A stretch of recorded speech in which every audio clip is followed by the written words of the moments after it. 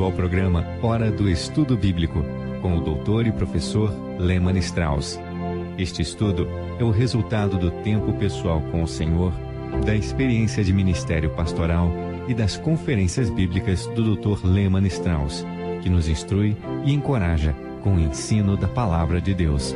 Agora com você, Hora do Estudo Bíblico, na apresentação de Aurélio Campos. Bem-vindos a mais um programa Hora do Estudo Bíblico. Por favor, abra sua Bíblia em Gênesis, capítulo 35.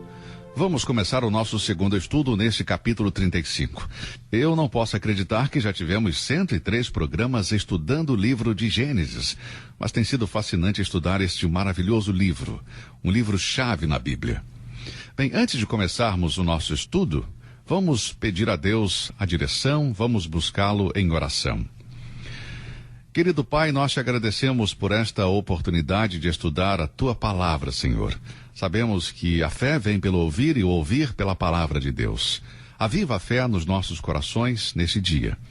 Nosso Senhor disse que não só de pão viverá o homem, mas de toda a palavra que procede da boca de Deus. Que essa palavra dê vida e sustente aqueles que estão ouvindo o programa hoje.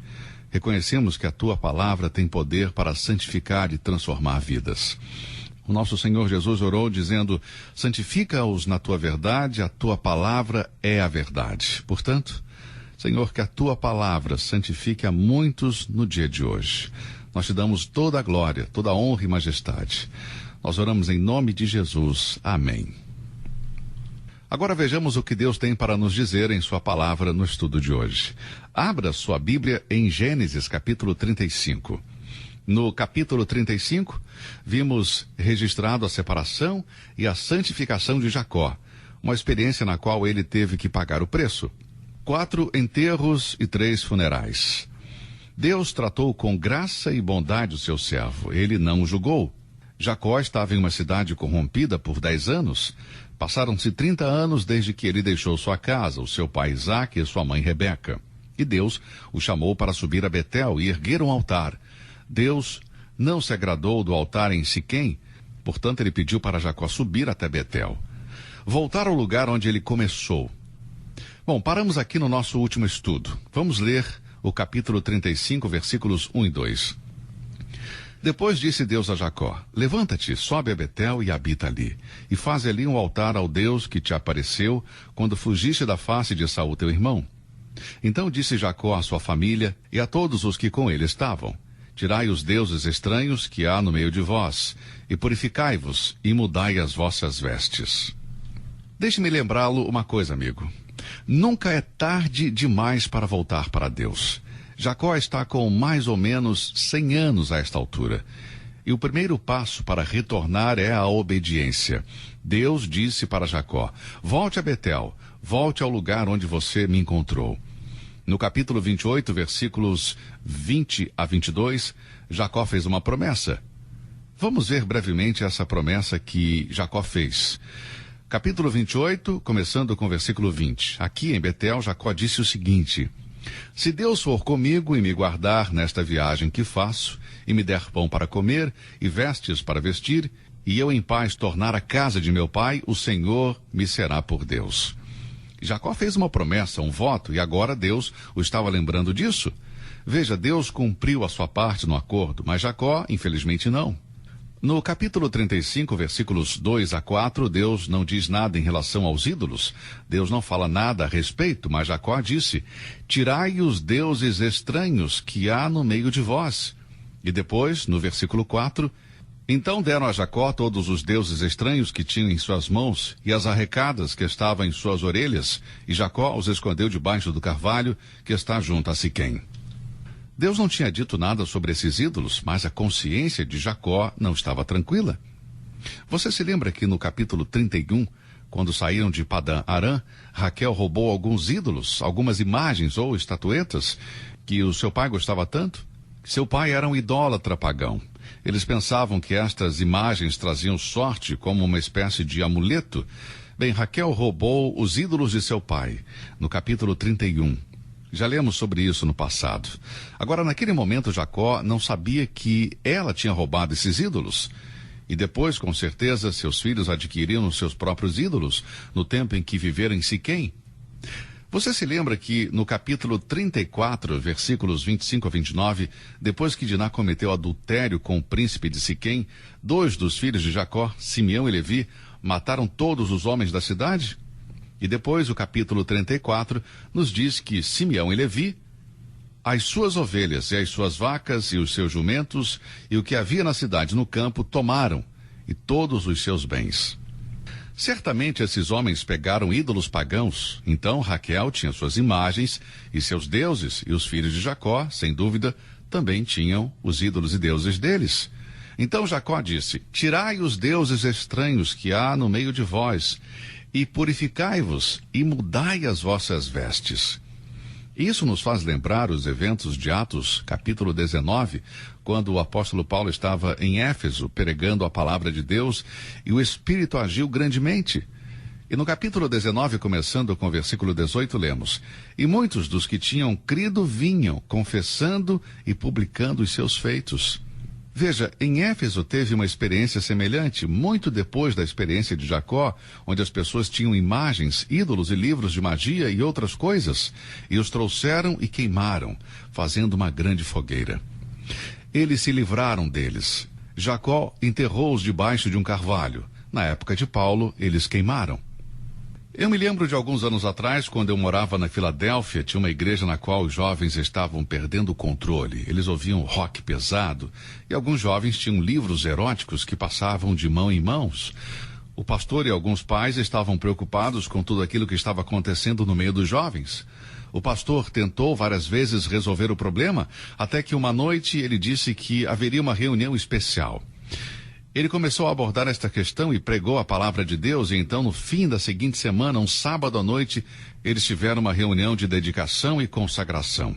E os jovens trouxeram muitos discos e livros pornográficos e empilharam fora da igreja, encharcaram de gasolina e queimaram tudo. Bem, isso é necessário, amigo.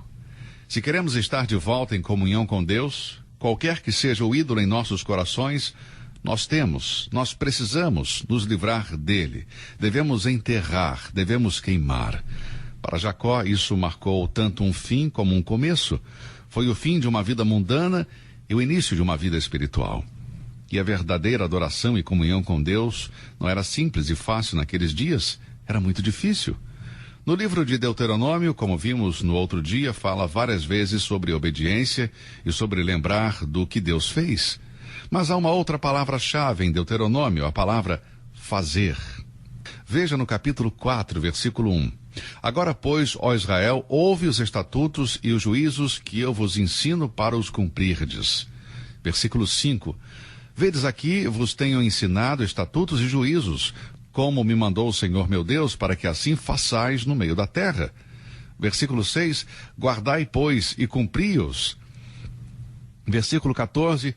Também o Senhor me ordenou ao mesmo tempo que vos ensinasse estatutos e juízos, para que os cumprisseis. E assim vemos várias vezes o chamado à ação.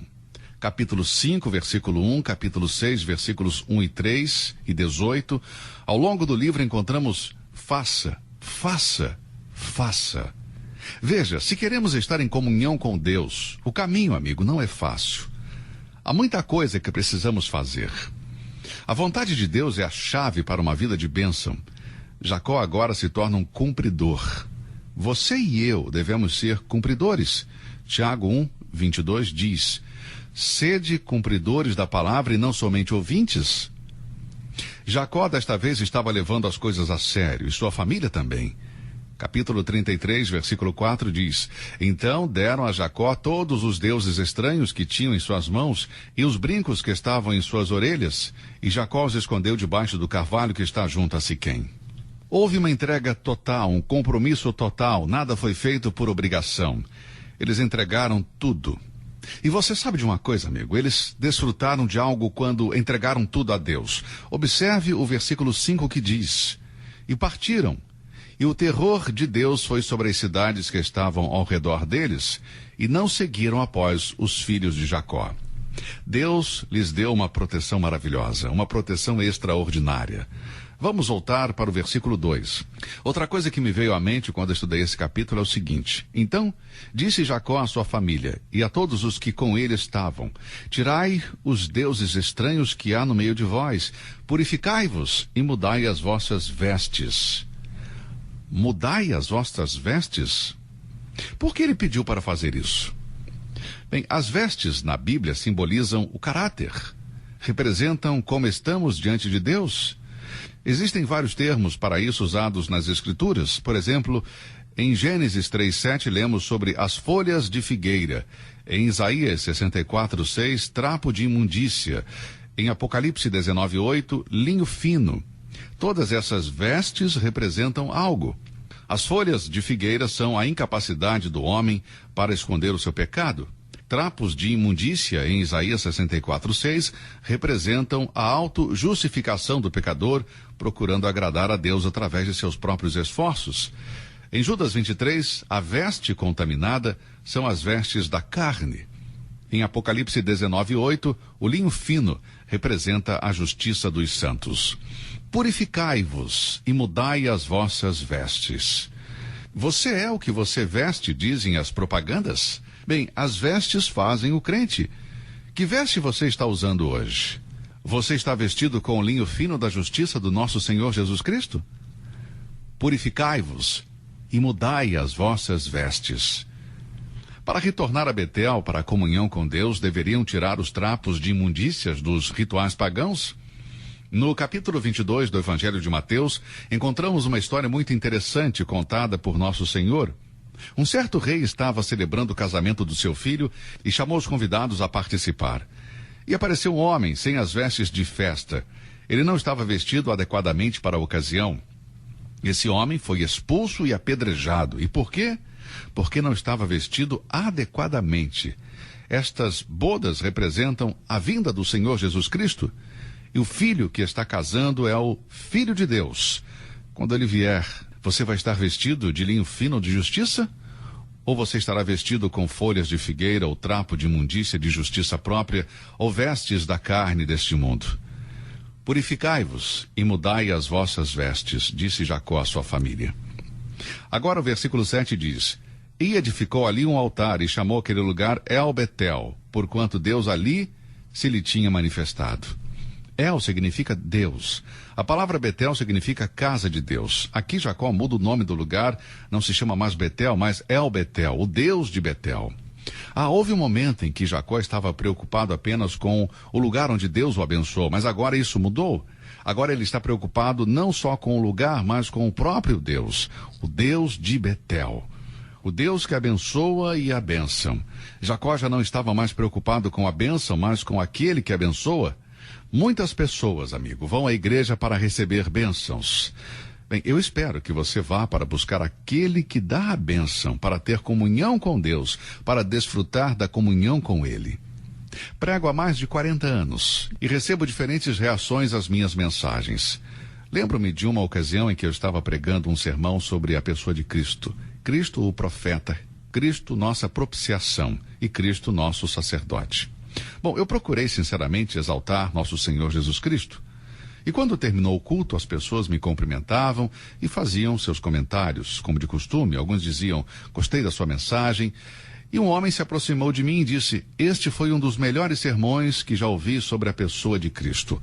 Um grande sermão, irmão Strauss. E atrás dele estava uma senhora com a Bíblia na mão e ela disse: hoje eu encontrei o Senhor. Você percebe a diferença? Aquele homem estava elogiando o meu sermão. E por outro lado, essa senhora estava grata pelo fato de que ela encontrou o Senhor, aquele que abençoa. Ela se encontrou com Deus. Bem, pela primeira vez em Betel, Jacó disse: eu vou nomear este lugar Betel, a casa de Deus. Mas agora o homem espiritual que entregou toda a sua idolatria para Deus muda o nome do lugar e diz El-Betel, o Deus de Betel. No versículo 8 lemos: e morreu Débora, a ama de Rebeca, e foi sepultada ao pé de Betel, debaixo do carvalho, cujo nome chamou Alom-Bacute. Este nome significa o carvalho do choro. Ela foi enterrada sob uma árvore, e chamaram a árvore de carvalho do choro. A Bíblia não nos diz muito sobre Débora. Tudo o que sabemos é o que está escrito no capítulo 24, versículo 59, que nos diz que Rebeca tinha uma ama. Rebeca era a mãe de Jacó. E como não se fala mais nada dela, supomos que ela morreu durante esses 30 anos em que Jacó estava fora. E aqui, no capítulo 35, versículo 29, Isaac morre. Mas aparentemente esta é a mesma ama que veio morar com Jacó. Eu creio que Jacó fez várias visitas ao seu pai, que estava bem idoso. E em uma dessas visitas, ele deve ter dito para Débora ir morar com ele, pois ela já estava bem avançada em idade. Ela viu ele nascer, por isso era bem mais velha que ele. Então Jacó levou para sua casa, para sua família. Mas aqui vemos que Débora morre e é sepultada sob um carvalho. E Jacó chama o carvalho de o carvalho do choro. Porque ali, eu tenho certeza que ele chorou, depois de ter perdido esta mulher preciosa. Capítulo 35, versículo 10, lemos: E disse-lhe Deus, o teu nome é Jacó. Não te chamarás mais Jacó, mas Israel será o teu nome. E chamou-lhe Israel. Não é estranho que Deus precisa lembrar Jacó do seu novo nome? Deus precisa lembrá-lo do que significa o seu nome. Amigo, o Novo Testamento reitera nosso chamado várias vezes. Em Efésios 1:18, sua vocação. Em Filipenses 3:14, soberana vocação. Em 2 Timóteo 1:9, santa vocação. Em Hebreus 3:1, vocação celestial. Portanto, amigo, precisamos ser lembrados tantas vezes sobre quem somos, de quem somos, quem representamos. Não é curioso que Deus precisou lembrar Jacó? Você não é mais Jacó, você não é mais usurpador, você não é mais enganador, teu nome é Israel. Você agora tem uma nova natureza, é um novo homem. Amigo, será que Deus também precisa nos lembrar do mesmo? Ou começamos o dia conscientes de quem somos e de quem pertencemos e a quem servimos? Versículo 11, disse-lhe mais Deus, eu sou o Deus Todo-Poderoso. Agora esse nome foi usado pela primeira vez com Abraão em Gênesis 17, versículo 1. Deus Todo-Poderoso é a tradução do hebraico de El Shaddai. A palavra Shad significa seios. Em outras palavras, ele é o Deus suficiente. Essa é a ideia por trás do nome Deus Todo-Poderoso, Deus Onipotente. O que uma mãe significa ao amamentar seu bebê, a suficiência, a paz, a satisfação que o bebê recebe, Deus é isso, e muito mais para os seus filhos. Então ele disse a Jacó, eu sou Deus Todo-Poderoso. Jacó, eu sou suficiente para você, eu sou tudo o que você precisa. Jacó, você não precisa dessa vida mundana de Siquém, não necessita seguir a carne. E em seguida, no versículo 12, Deus reafirma sua aliança.